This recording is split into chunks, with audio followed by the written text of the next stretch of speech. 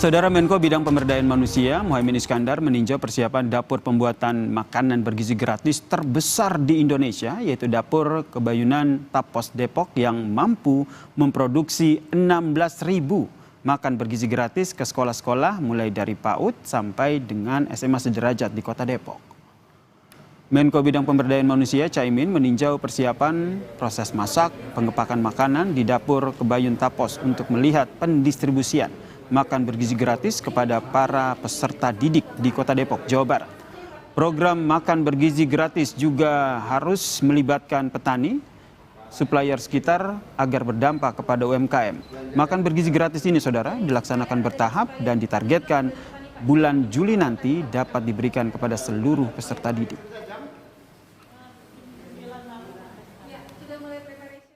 Kita datangi sebagai bagian dari contoh standar yang baik yang akan dijaga supaya standar yang lain juga meneladani lah beberapa produk-produk dari dapur umum seperti ini. Nanti selain dapur seperti ini kita harapkan juga berdampak pada UMKM. Artinya masih ada evaluasi? Bukan, karena anggarannya terbatas, maka Juli akan penuh bertahapnya. Wakil Menteri Sosial Agus Badjo didampingi dengan Jubir Kantor Komunikasi Kepresidenan Dede Uki Prayudi dan juga pejabat Gubernur Jakarta meninjau proses pendistribusian makan bergizi gratis di SD SMP Barunawati, Jakarta Barat, saudara. Wamensos menegaskan anak-anak hari ini antusias bergembira mendapatkan makan bergizi gratis. Program ini bertahap dan dilakukan serentak hari ini di 26 provinsi.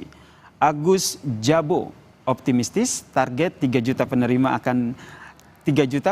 makan bergizi gratis pada akhir Januari dan 15 juta penerima makan bergizi gratis di akhir tahun 2025 akan terpenuhi.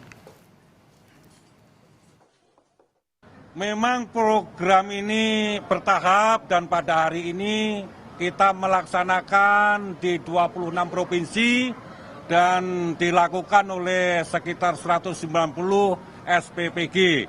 Mudah-mudahan di akhir bulan Januari ini target 3 juta penerimaan manfaat bisa terpenuhi. Untuk akhir tahun ini target 15 juta penerimaan manfaat bisa terpenuhi dan target di 2029 yaitu 82,9 penerimaan manfaat mudah-mudahan terpenuhi.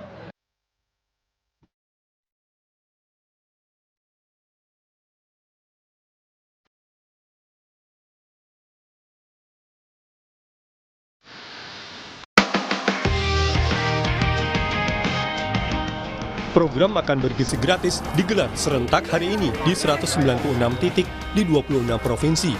Program ini ditujukan tak hanya bagi siswa, tapi juga ibu hamil dan menyusui.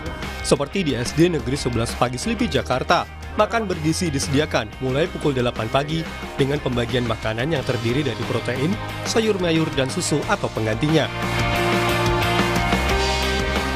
Program makan bergizi gratis telah berlangsung sejak tanggal 9 Desember 2024 ini di SMK Negeri Medan disukai para siswa karena menu yang disediakan beragam. Dengan program makan bergizi gratis, para siswa juga lebih teratur makan siangnya. Menurut saya sih makanannya enak-enak ya Bang, varian menunya juga beragam gitu kan. Nah apalagi yang paling penting nih dengan adanya program ini nih, kami nih nggak perlu berat-berat bawa bekal lagi gitu. Dan juga adanya program ini buat kami itu lebih teratur akan makan siangnya. SPPG Kota Depok menyiapkan 3.000 porsi makan bergizi gratis yang dibagi menjadi 2 rentang waktu, yakni pukul 8 dan pukul 11 siang, yang akan dibagikan kepada siswa sekolah dasar di 10 SD di Kota Depok, Jawa Barat. Dan untuk makan bergizi gratis siang hari juga melibatkan 50 warga sekitar yang didominasi oleh ibu-ibu sebagai juru masaknya. Persiapannya dan mulai jadwal schedule untuk pemasakannya itu hari Minggu, mungkin Minggu malam karena dibagi 2 schedule. masak dari jam 1 untuk jam 8 untuk anak-anak SD jam 8 dan jam 3 untuk anak SD jam 11. Kita ambil warga sini, diberdayakan warga sini, di masyarakat sini yang memasak. Menurut juru bicara Kantor Komunikasi Kepresidenan Hasan Hasbi, 190 dapur makan bergizi gratis tersebar di 26 provinsi. Pengelolaan tak hanya rantai pasok, dapur makan bergizi gratis juga menerapkan standar kebersihan dan higienis makanan yang disajikan. Akhir tahun 2025 nanti diharapkan ada 5.000 dapur program makan bergizi gratis. 190 dapur MBG ini tersebar di 26 provinsi. Dan pengelolaan ini tidak hanya sekedar persoalan rantai pasok, tapi juga bagaimana kebersihan dan higienis makanan yang ada di dapur. Di akhir tahun 2025 nanti diharapkan akan ada sekitar 5.000 dapur MBG dan bisa melayani sedikitnya 15 juta penerima manfaat.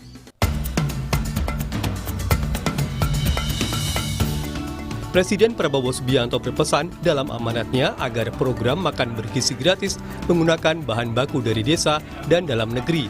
Dengan bahan baku program bergizi gratis dari desa dan dalam negeri, maka roda perekonomian desa akan bergerak. Tim Liputan, Kompas TV.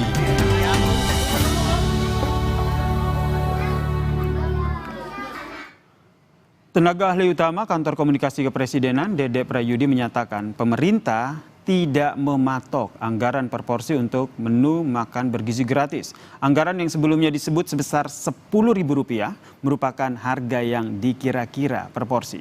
Sedangkan naik dan turunnya anggaran tergantung dengan peningkatan efisiensi makanan karena semua bahan baku yang digunakan didapat langsung dari petani di tanah air. Kalau kita berbicara anggaran, tidak pernah anggaran program makan bergizi gratis itu disusun per porsi. Jadi tidak pernah ada anggaran makan bergizi gratis disusun per porsi. Anggaran tidak pernah turun 71 triliun rupiah. Ya, sekali lagi anggaran tidak pernah turun 71 triliun rupiah. Adapun misalnya spekulasi-spekulasi yang beredar di masyarakat itu adalah harga yang dikira-kira per porsi, ya. Dan naik turunnya itu dikarenakan adanya cara-cara tertentu untuk meningkatkan efisiensi. Jadi sekali lagi, ketika kita berbicara anggaran, tidak ada anggaran per porsi, ya. Hari ini, saudara, program makan bergizi gratis mulai diterapkan di 190 titik di 26 provinsi di Indonesia. Lebih lengkap soal pelaksanaan hari pertama makan bergizi gratis, saat ini sudah bergabung bersama kami di Kompas Petang, saudara, tenaga ahli PCO, Prita Laura. Selamat petang, Mbak Prita. Halo, selamat petang. Ini kita langsung minta update-nya dulu nih. Berapa siswa yang sudah mendapat makan gratis di tahap pertama ini atau hari pertama ini? Kami belum menghitung secara keseluruhan, tapi yang jelas tadi disampaikan sudah ada 190 titik dapur makan bergizi gratis. Contohnya misalnya di daerah yang tadi saya kunjungi, satu dapur mengelola rata-rata more or less ya, kurang lebih 3.000 porsi. Begitu. Kalau tadi di tempat saya di dapur Ciracas begitu ya, 3.000 kurang sedikit. Kenapa kurang sedikit? Karena memang jumlah dari 7 sekolah yang dilayani ini tidak sampai 3.000 pas, begitu. Jadi ini yang membuat kami memang masih mengumpulkan data dari semua yang ada, karena memang tidak bisa diketok begitu ya bahwa satu dapur semua 3.000 karena jumlah dari masing-masing anak di sekolah tersebut berbeda-beda ya. Mbak Lulu, tapi ya, targetnya masih on track ya, 3 juta penerima sampai akhir Januari nanti.